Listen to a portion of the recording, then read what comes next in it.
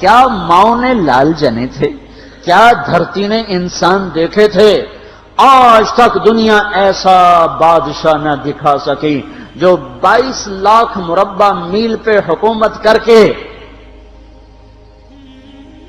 مسجد میں جھاڑو دے رہا ہو، جو 22 لاکھ مربع میل پر حکومت کر کے پانی کی مشق کندھے پہ اٹھا کے بیوہ عورتوں کے گھر میں گھڑوں میں پانی بھرنے جا رہا ہو۔ امیر المومنین کہاں جا رہے ہو؟ فلاں اماں کے گھڑے میں پانی بھرنے جا رہا ہوں، فلاں کے گھر میں پانی بھرنے جا رہا ہوں۔ 22 لاکھ مربع میل پہ حکومت کر کے دھرتی نے ایسا بادشاہ نہیں دیکھا جو اونٹ چراتا پھر رہا ہو، اور جو بیت المال کا اونٹ گم ہوا چولے کو باندھا اور دوڑ لگائی، آگے احنف بن قیس ملے، ارے کہاں جا رہے ہو امیر المومنین؟ کہ تو بھی آ جا، بیت المال کا اونٹ گم ہو گیا ہے، مل کے تلاش کریں۔ پتہ نہیں کتنے مسلمانوں کا اس میں حصہ ہے۔ دھرتی ایسا بادشاہ نہ دکھا سکے گی، نہ دکھا سکے گی، کوئی ایسا آیا ہی نہیں ہے کہ جو اتنی بڑی سلطنت کا مالک ہو اور کیکر کے درخت کے نیچے بغیر پیروں کے سو رہا ہو۔ یہ ہمارے چھوٹے چھوٹے حکمران، ووٹوں کے ذریعے سے کرسیوں پر بیٹھنے والے، ان بے وقوفوں کے آگے بھی پہرے، پیچھے بھی پہرے، دائیں بھی پہرے، بائیں بھی پہرے، اوپر بھی پہرے، ان کی گاڑیاں بھی بلٹ پروف، یہ پھر بھی ڈرتے ڈرتے جا رہے کہ انہوں نے ظلم کیا، یہ اپنی ذات میں خوف زدہ ہو گئے۔ عمر نے اپنے نام کے ساتھ فاروق کا لقب آپ نے کہا عمر فرق بین الحق والباطل، عمر وہ عمر ہے جس نے حق اور باطل میں فرق کر کے دکھا دیا، اس لیے یہ فاروق ہے، اس نے حق اور باطل میں فرق کر کے دکھایا، یہ فاروق ہے۔ حسن بصری فرمایا کرتے تھے اپنی محفلوں کو عمر کے ذکر سے سجاؤ۔ حضرت عائشہ فرمایا کرتی تھیں عمر کے تذکرے کیا کرو، کہ جب عمر کا تذکرہ ہوتا ہے تو عدل کا تذکرہ ہوتا ہے، جب عدل کا تذکرہ ہوتا ہے تو اللہ کا تذکرہ ہوتا ہے۔ کہ ہم عائشہ رضی اللہ تعالیٰ عنہا فرمایا کرتی تھیں اتنے بڑی سلطنت پر حکومت کرنے کے بعد اللہ کی راہ میں جانے والے مجاہدین کے گھر گیا کھڑا ہوا ہے، دروازے پہ دستک دے رہا ہے، بیٹی کوئی بازار سے سودا لینا ہو تو مجھے بتاؤ، تیرے گھر والا تو اللہ کی راہ میں ہے، میں تمہارے گھر کا سودا لے آؤں، کیا کیا چیز چاہیے؟ تم نے اپنے خامند کو خط لکھنا ہوگا، تم تو لکھنا نہیں جانتی، مجھے بتاؤ میں تیرے خامند کو تیری طرف سے خط لکھوں۔ اما تیرا بیٹا اللہ کی راہ میں گیا ہوا ہے، مجھے بتا میں تیرے بیٹے کے نام تیری طرف سے خط لکھوں۔ اتنی بڑی جس کے سامنے قیصر اور کسرا زیر و زبر ہو گئے، کج کلا، وہ زمین میں جا کے تہ خاک میں وہ سارے ہیرے لال جواہر، وہ زمین میں لوٹ پوٹ کرنے والا، کسرا کے تخت کو توڑنے والا اور روم کی طاقت کو توڑنے والا، آل ساسان کی طاقت کو توڑنے والا اور نوشیروان کے خزانے مدینے میں لانے والا اور خسرو پرویز کے خزانے مدینے میں لانے والا اور رومت الکبرا کے خزانے مدینے میں لانے والا خود اپنے کرتے میں 14 پیوند لے کے چل رہا ہے، 14 پیوند کے ساتھ کرتا ہے، مہینے میں 1 دن گوشت کھاتے تھے، وہ روٹی کھاتے تھے کہ عام آدمی حلق کے نیچے نہیں لے جا سکتا تھا۔ ہے سال کی ابتدا اس شخص کی شہادت سے ہوتی ہے جس کو اللہ نے وہ عزت دی۔ آپ نے کہا میرے 2 وزیر آسمان میں، 2 وزیر زمین میں، آسمان پہ جبریل اور میکائیل میرے وزیر ہیں، زمین پر ابو بکر اور عمر میرے وزیر ہیں۔ آپ فرمایا کرتے تھے ابو بکر عمر اگر کسی بات پہ جمع ہو جائیں تو میں ان کے مشورے کے خلاف کبھی نہ کروں گا۔ ابو بکر تیری مثال ابراہیم کی ہے، عمر تیری مثال نوح علیہ السلام کی ہے، ابو بکر تیری مثال عیسیٰ علیہ السلام کی ہے، عمر تیری مثال موسیٰ علیہ السلام کی ہے۔ آپ مسجد میں آئے، آپ کے دائیں طرف ابو بکر تھے، بائیں طرف عمر تھے، آپ اندر آئے اور کہا دیکھو اسی طرح قیامت کے دن ہم اٹھیں گے کہ میرے دائیں طرف ابو بکر ہوگا، میرے بائیں طرف عمر ہوگا اور ہم ہاتھوں میں ہاتھ دیے ہوئے اٹھائے جائیں گے۔ اور ایک حدیث میں آتا ہے اور میرے قدموں سے بلال کو اٹھایا جائے گا جو نکلتے ہی اذان دے گا، جس کے اسلام لانے نے اسلام کو اونچا کیا، جس کے اسلام لانے نے باطل کو پست کیا، جن راہوں سے عمر گزر جائے شیطان وہ راہیں چھوڑ دیتا تھا۔ عرفات کا میدان تھا، 1.25 لاکھ مقدس ہستیاں سامنے ہیں۔ میرے نبی نے فرمایا اس وقت میرا اللہ میرے سب صحابہ پہ فخر کر رہا ہے اور عمر بن خطاب پہ خاص طور پہ فخر کر رہا ہے، خاص طور پہ فخر ہو رہا ہے، عمر بن خطاب پہ خاص طور پہ فخر ہو رہا ہے۔ میرے بعد کوئی نبی ہوتا عمر ہوتا۔ عمر، میں نے رات جنت میں محل دیکھا، ایک اینٹ موتی کی، ایک یاقوت کی، ایک زمرد کی۔ میں نے پوچھا یہ کس کا ہے؟ کہا گیا ایک قریشی کا ہے۔ میں نے کہا میں قریشی ہوں، اتنا خوبصورت محل ہے، میرا ہی ہوگا۔ جب جانے لگا تو فرشتے نے کہا یہ آپ کے غلام عمر بن خطاب کا ہے۔ وہ کیا مبارک لوگ ہیں کہ جنہیں نبی کے گھر میں قبر نصیب ہو، ایک طرف ایک ساتھی، ایک طرف دوسرا ساتھی، جن کو نبی کے دو پہلوؤں میں جگہ ملی ہو۔ وہ کیسی عظیم ہستیاں، اتنی بڑی سلطنت کا مالک اور اتنے بڑے عدل کی نشانی بن کر مدینے میں مسجد میں بیٹھے رو رہے ہیں۔ امیر المومنین کیوں رو رہے ہو؟ کہا دجلہ کے کنارے کتا بھی پیاسا مر گیا تو پوچھ تو عمر کی ہوگی، فرات کے کنارے کتا بھی پیاسا مر گیا تو پوچھ تو عمر کی ہوگی۔ راتوں کو پہرے دیے جا رہے ہیں، راتوں کو خبرگیری کی جا رہی ہے۔ مدینے کے باہر ایک خیمہ ملتا ہے، چند بچے ملتے ہیں جو رو رہے ہیں۔ ایک عورت ہانڈی چڑھا کے ڈوئی پھیر رہی ہے۔ پوچھتے ہیں بہن یہ بچے کیوں رو رہے ہیں؟ کہ یہ بھوک سے رو رہے ہیں۔ ہانڈی میں کیا ہے؟ پانی، کچھ بھی نہیں۔ کیوں چڑھایا ہوا ہے؟ بہلانے کے لیے۔ سو جائیں گے روتے روتے، میرا اور عمر کا اللہ کے ہاں فیصلہ ہوگا۔ تو عمر کی ہچکیاں بن گئیں کہ عمر کو بہن تیرے حال کی کیا خبر؟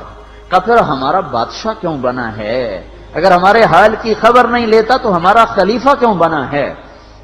پر لگ گئے، بیت المال سے سامان نکالا، بوری بھری، سر پہ اٹھائی، کمر پہ اٹھائی۔ غلام اسلم نے کہا میں اٹھاؤں؟ کہ قیامت کے دن بھی میرا وزن تو اٹھائے گا۔ اسی طرح بھاگے ہوئے آئے، پنیر نکالا، آٹا نکالا، گھی نکالا، شہد نکالا، ڈال کے ہانڈی میں نیچے آگ، خود دھواں گیلی لکڑیوں میں پھونکے مار مار مار آگ جلائی، حلوہ تیار کیا، پھر پلیٹوں میں ڈال ڈال کے بچوں کو کھلایا۔ وہ عورت کہنے لگی کاش عمر کی بجائے تو خلیفہ ہوتا۔ تو یہ نہیں کہا کہ میں ہی عمر ہوں، میں ہی عمر ہوں۔ فرمایا جب کل تو امیر المومنین سے ملے گی تو مجھے بھی وہیں دیکھ لے گی، مجھے بھی وہیں پا لے گی۔ پھر وہاں بیٹھ کے دیکھتے رہے، اٹھ کے چل دیے۔ بچے ہنسنے لگے، کھیلنے لگے، تو اپنے غلام سے فرمایا میں نے انہیں روتا دیکھا تھا، میرا جی چاہا میں انہیں ہنستا بھی دیکھوں۔ 22 لاکھ مربع میل پہ اسلام پھیلا کر حکومت اس سے بھی بڑے علاقے میں لوگوں نے کی۔ چنگیز نے اس سے زیادہ فتوحات کی، محمود غزنوی نے اس سے زیادہ کی، سکندر تیمور نے اس سے زیادہ کی۔ پر فتوحات کر کے یوں خدمت کر رہا ہو، پانی بھر رہا ہو، اونٹ چرا رہا ہو، امامت کرا رہا ہو، 14 پیوند لگے کپڑوں کے ساتھ خلافت کے تخت پر بیٹھا ہوا ہو، یہ دھرتی میں پھر کوئی نہیں آئے گا۔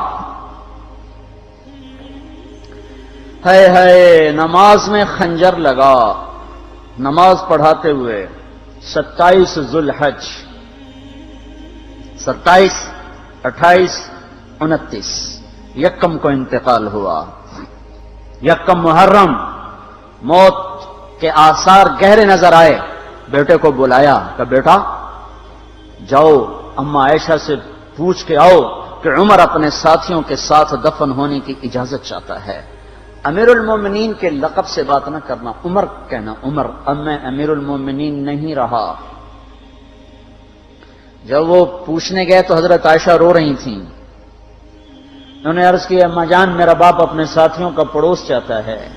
انہوں نے فرمایا یہ جگہ تو میں نے اپنے لیے رکھی تھی، لیکن اگر عمر چاہتے ہیں تو ان کو مجھ پر فضیلت ہے، میں ان کے لیے دستبردار ہوں۔ انہوں نے واپس آ کر خوشخبری سنائی، مبارک ہو اجازت مل گئی۔ کہ نہیں شاید میرے شرم میں اجازت دی ہو، جب مر جاؤں تو مجھے دوبارہ دروازے کے سامنے رکھ کر پھر جا کے پوچھنا، اس وقت اجازت ملے تو پھر لے جانا، ورنہ مجھے بقیع کی طرف لوٹا دینا۔ اتنے میں حضرت علی آئے، پریشان دیکھا، عمر کیوں موت سے ڈر گئے؟ کہ نہیں، موت کے بعد کی گھاٹی سے ڈر رہا ہوں۔ کہ ڈرو نہیں، میرے ان کانوں نے سنا ہے اور اتنی دفعہ سنا ہے کہ میں گن نہیں سکتا کہ اللہ کے نبی فرمایا کرتے تھے ابو بکر اور عمر جنت کے بڑی عمر کے لوگوں کے سردار ہیں۔ آپ نے فرمایا تو اس بات کی گواہی دے گا؟ کہ میں بھی دوں گا، میرا بیٹا حسن بھی دے گا۔ امام حسن بھی ساتھ تھے۔ کہ میں بھی دوں گا، میرا بیٹا حسن بھی گواہی دے گا۔ پھر بھی ہے جو جنت کی بشارتیں لیے ہوئے ہیں، 10 مبشرہ، ابو بکر جنتی، عمر جنتی، عثمان جنتی، علی جنتی، طلحہ جنتی، زبیر جنتی، ابو عبد الرحمن بن عوف جنتی، ابو عبیدہ بن جراح جنتی، سعید بن زید جنتی۔ آپ نے نام لے کر گنے، نام لے کر گن کر کہا، سنو ابو بکر جنتی ہے، عمر جنتی ہے، عثمان جنتی ہے، علی جنتی ہے، طلحہ جنتی ہے، زبیر جنتی ہے، سعد بن ابی وقاص جنتی ہے، عبد الرحمن بن عوف جنتی ہے، ابو عبیدہ بن جراح جنتی ہے، سعید بن زید جنتی ہے۔ میں ان سے راضی ہوں، لوگوں ان کا حق پہچانو، میں ان سے راضی ہوں، میں ان سے راضی ہوں۔ پھر آپ نے فرمایا اگر تم نے ان کے بارے میں کسی ایک کے بارے میں بھی دل میں بغض لے کر مر گئے، اور تم نے اتنی بندگی کی تھی کہ سوکھ کے کانٹا ہو گئے تھے، روزے اتنے رکھے تھے کہ پیٹ کمر کو لگ گیا تھا، سجدے اتنے کیے تھے کہ تمہارے ماتھے اور گھٹنوں پر پتھروں جیسے نشان پڑ گئے تھے، اتنا کچھ کر کے ان 10 میں سے کسی ایک کا بغض لے کر اگر تم مر گئے تو اللہ تمہیں منہ کے بل جہنم میں گرا دے گا۔ لوگوں میں ان سے راضی ہوں، ان کا حق پہچانو، جن کو اللہ بھی رضا کے پروانے دے رہا ہو، جن کو اللہ کا رسول رضا کے پروانے دے رہا ہو، جن کو وزارت کا شرف مل چکا ہو، نبی کے پہلو میں قبر جن کی بننے کا اعلان ہو چکا ہو، وہ موت پر کیا کہہ رہا ہے؟ موت پہ کیا کہہ رہا ہے؟ اپنے بیٹے سے کہا میرا سر زمین پہ ڈال دے۔